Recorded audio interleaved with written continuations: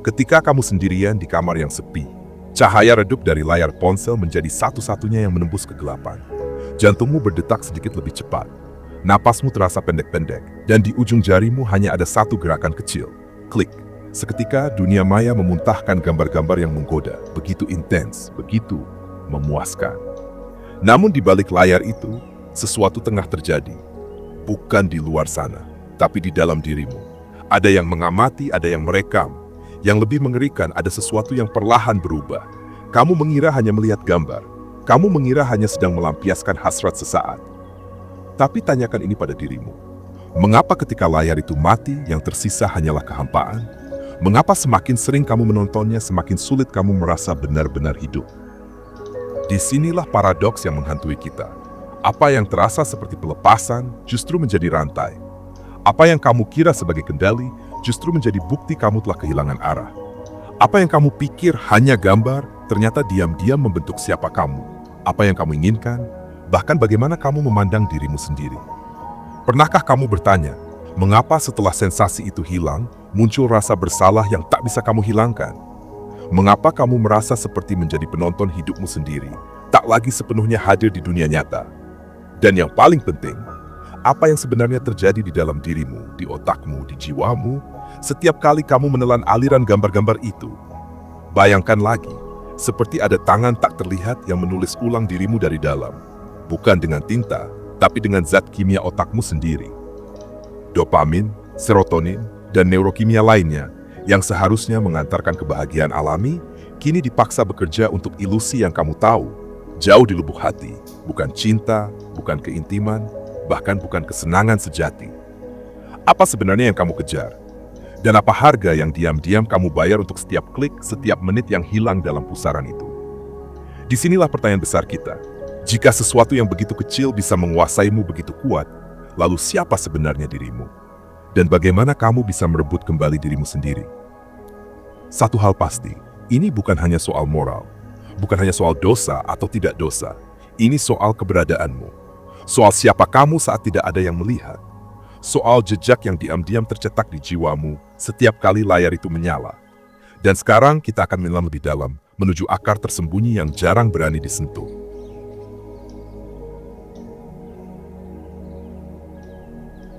Di balik setiap klik itu, di balik setiap gambar yang kamu telan dengan mata dan khayalmu, ada sebuah kekuatan yang jauh lebih dalam dan jauh lebih tua dari sekadar dorongan biologis.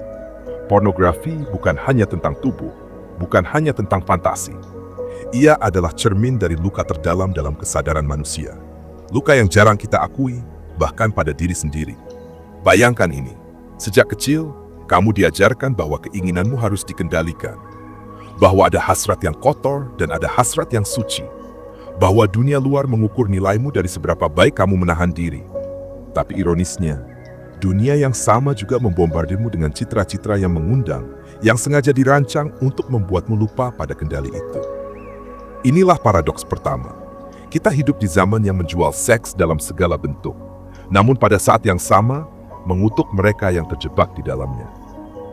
Kamu dihujani iklan, film, media sosial yang memanipulasi nalurimu siang dan malam. Namun ketika kamu terpikat, dunia berkata, mengapa kamu begitu lemah? Psikologi modern menyebutnya reward system hijacking. Pornografi, dengan variasi tak terbatas dan akses tanpa batas, membajak sistem penghargaan otakmu yang paling kuno. Otakmu dirancang untuk mengejar kesenangan sebagai hadiah atas usaha nyata, cinta, kerja keras, keberanian. Tapi pornografi menawarkan shortcut. Kamu mendapatkan ledakan dopamin tanpa perjuangan, tanpa keterlibatan emosi, tanpa resiko penolakan. Tapi apa harga dari shortcut itu? Sedikit demi sedikit, otakmu mulai menulis ulang apa yang dianggapnya hadiah. Yang dulu hanya bisa diperoleh dengan perjalanan panjang emosional, kini cukup dengan satu klik. Hasratmu yang seharusnya menjadi jembatan menuju koneksi dan cinta, berubah menjadi mekanisme pelepasan kosong yang bisa diaktifkan kapan saja. Filsafat menyebut ini sebagai bentuk modern alienasi. Kamu terpisah dari dirimu sendiri. Kamu tak lagi mengenal apa itu gairah sejati, karena gairahmu telah dicuri oleh gambar-gambar yang tak pernah bisa memelukmu kembali. Dan ada yang lebih gelap. Pornografi bekerja seperti cermin distorsi bagi identitasmu. Tanpa sadar, kamu mulai mengukur harga dirimu, maskulinitasmu, bahkan keberhasilanmu dalam relasi dari apa yang kamu tonton. Standar yang tidak nyata itu mulai membebanimu, membuatmu merasa tak pernah cukup, membuatmu menjauh dari cinta yang nyata, karena cinta nyata itu berantakan, butuh waktu, butuh luka, dan butuh keberanian. Sekarang bayangkan, setiap kali kamu kembali menonton, luka itu makin dalam, dan kamu menontonnya lagi bukan untuk kenikmatan sejati, tapi untuk menutupi perih yang diciptakannya sendiri. Seperti seorang haus yang meminum air laut, semakin kamu minum, semakin kamu tenggelam dalam dahaga. Disinilah kamu harus bertanya, apakah ini hanya hiburan, atau ini adalah rantai yang perlahan melingkar di leher jiwamu? Kita belum menyentuh semua lapisan terdalamnya. Yang tersembunyi ini lebih halus, lebih licin, lebih berbahaya, karena ia membuatmu percaya bahwa kamu bebas, padahal kamu sedang dijinakkan. Dan kini kita akan menyingkap apa yang selama ini luput dari mata. Konsekuensi tak terlihat yang mengubah caramu mencintai, caramu bermimpi, caramu menjadi manusia.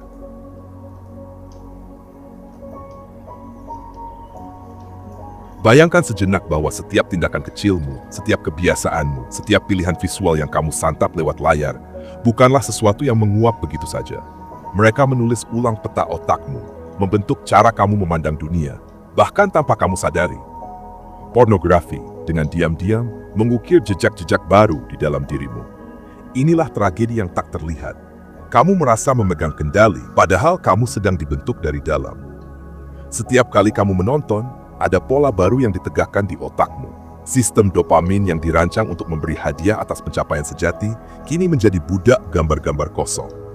Otakmu mulai belajar bahwa kesenangan bisa didapat tanpa keberanian, tanpa komitmen, tanpa risiko. Dan ketika kenyataan tak bisa menyamai sensasi instan itu, kamu mulai merasa dunia nyata hambar, cinta nyata membosankan, sentuhan nyata tak lagi cukup.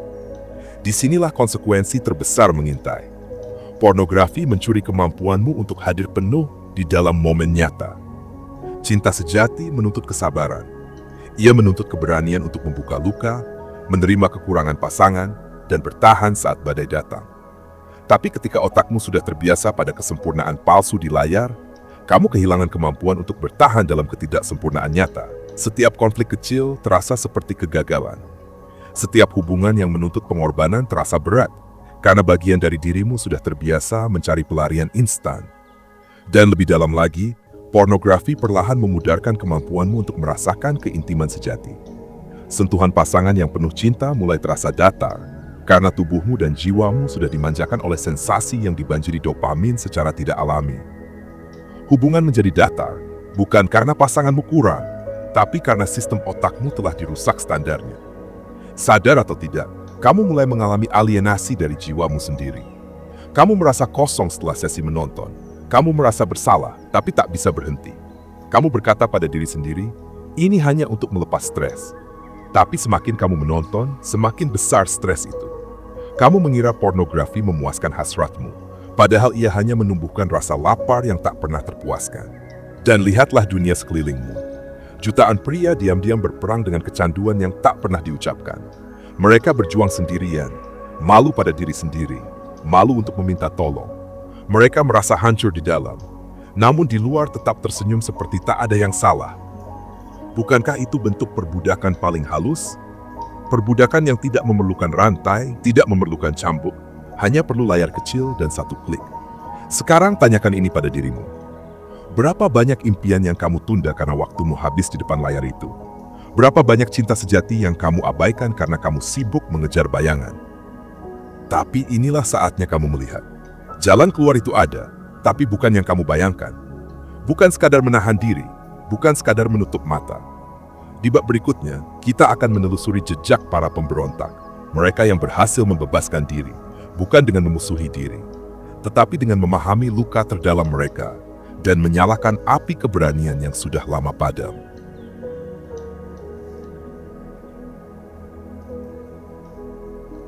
Bayangkan sebuah dunia di mana layar tak lagi mengendalikanmu.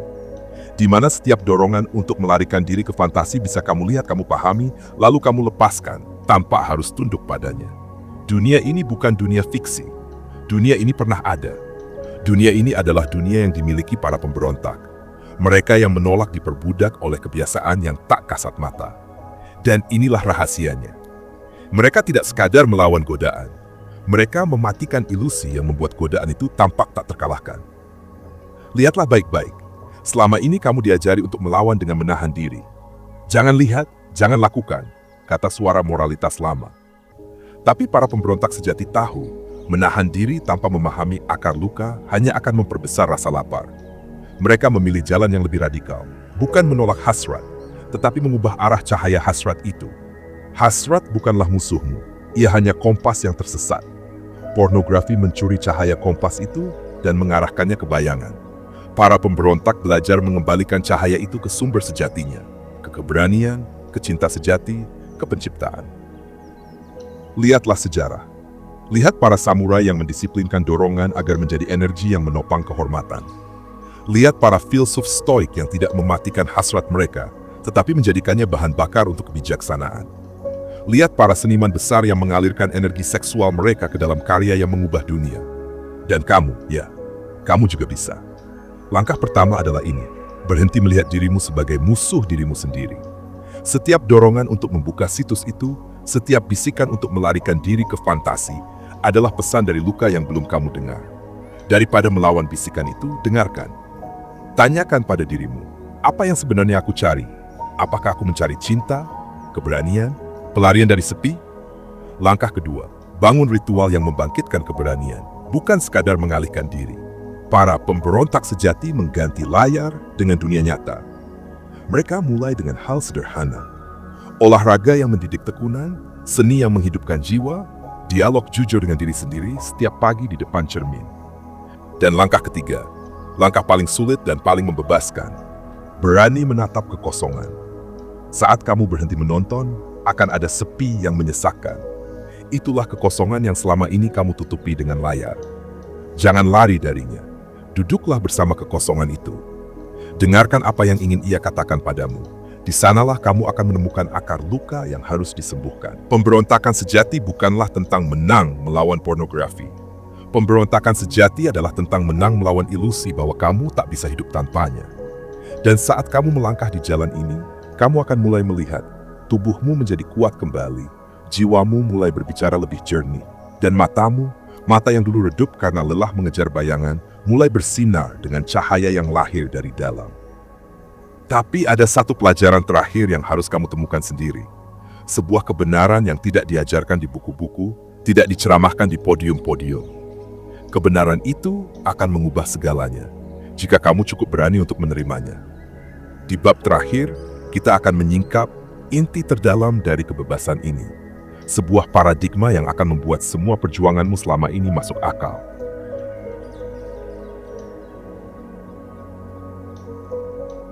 Dan kini kita sampai di titik ini.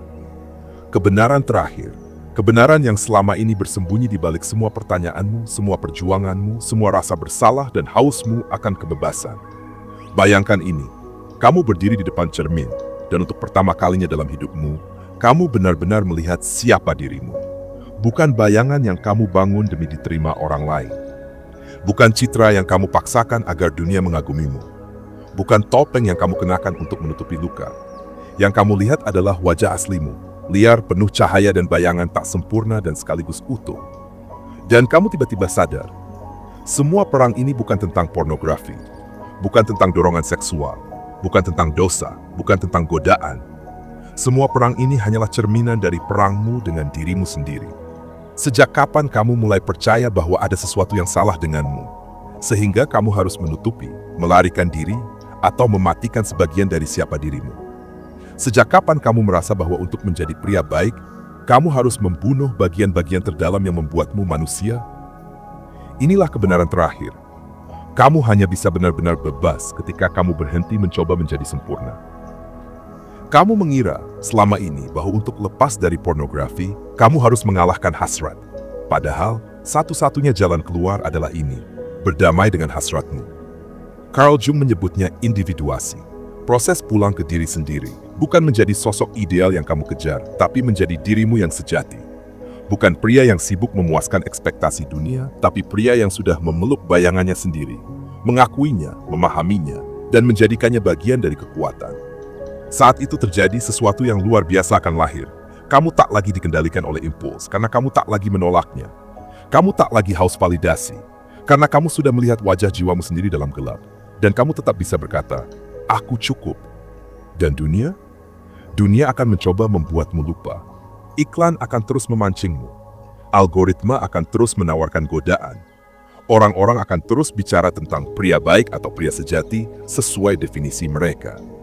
Tapi kamu yang sudah bangun tidak akan lagi mudah digoyahkan. Kamu akan berjalan di dunia dengan mata yang bersinar karena cahaya yang datang dari dalam. Kamu akan mencintai bukan karena kamu ingin diakui, tapi karena cinta itu mengalir begitu saja dari hatimu yang utuh. Kamu akan bekerja, berkarya, berjuang, bukan untuk membuktikan apapun, tapi karena itulah yang dilakukan jiwa yang telah bebas.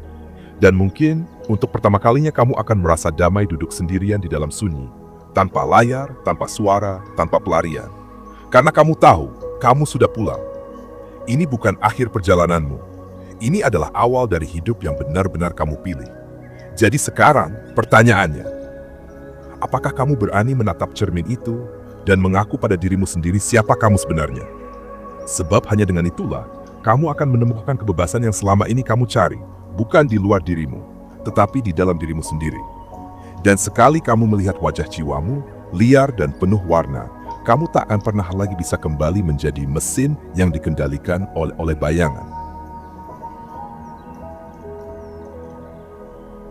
Terima kasih sudah menonton sampai akhir. Jika video ini bermanfaat, bagikan kepada orang-orang terdekat, dan jangan lupa subscribe untuk mendukung channel ini. Tinggalkan juga komentar atau pemikiran Anda di bawah. Saya selalu senang membacanya. Semoga hari Anda dipenuhi kebahagiaan dan energi positif. Sampai jumpa di video berikutnya.